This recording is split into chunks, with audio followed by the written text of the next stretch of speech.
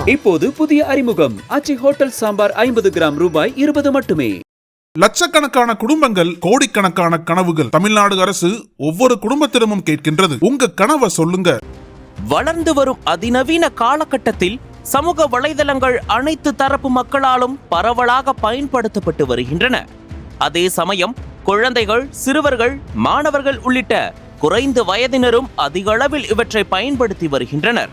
நீண்ட நேரம் laptop, cellphone போன்ற சாதனைகளை பயன்படுத்துவதால் உடல் ரீதியான பிரச்சனைகள் மற்றும் மன ரீதியான பிரச்சனைகள் ஏற்படுவதாக ஆய்வுகள் கூறுகின்றன.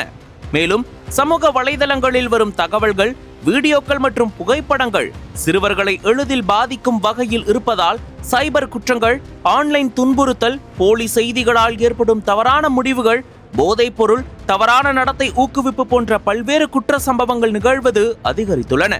இத்தகைய காரணங்களால் இளம் சமுதாயத்தின் எதிர்காலம் கேள்விக்குறியாகும் நிலை ஏற்பட்டுள்ளது.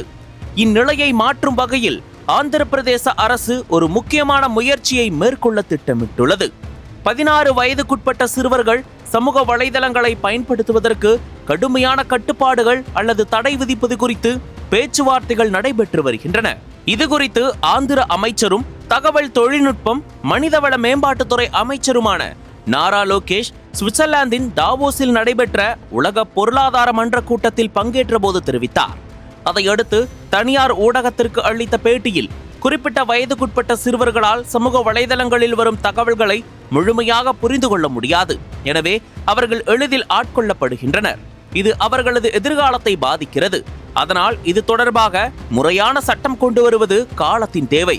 குறிப்பிட்ட வயதுக்குட்பட்ட சிறுவர்கள் சமூக வலைதளங்களை பயன்படுத்த அனுமதிக்க கூடாது என்று நான் வலியுறுத்துகிறேன் என்று கூறினார்.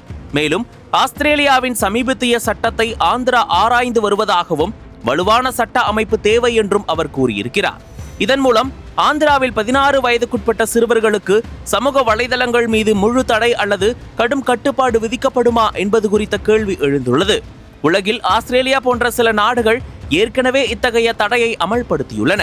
இந்தியாவில் ஒரு மாநில அரசு இது குறித்து தீவிரமாக ஆராய்வதும் பேச்சுவார்த்தை நடத்துவதும் இதுவே முதல் முறை என கூறப்படுகிறது. மேலும் இத்திட்டத்தை ஆய்வு செய்ய நாரா லோகேஷ் தலைமையில் அமைச்சர்கள் குழு அமைக்கப்பட்டுள்ளதாகவும் கூறப்படுகிறது.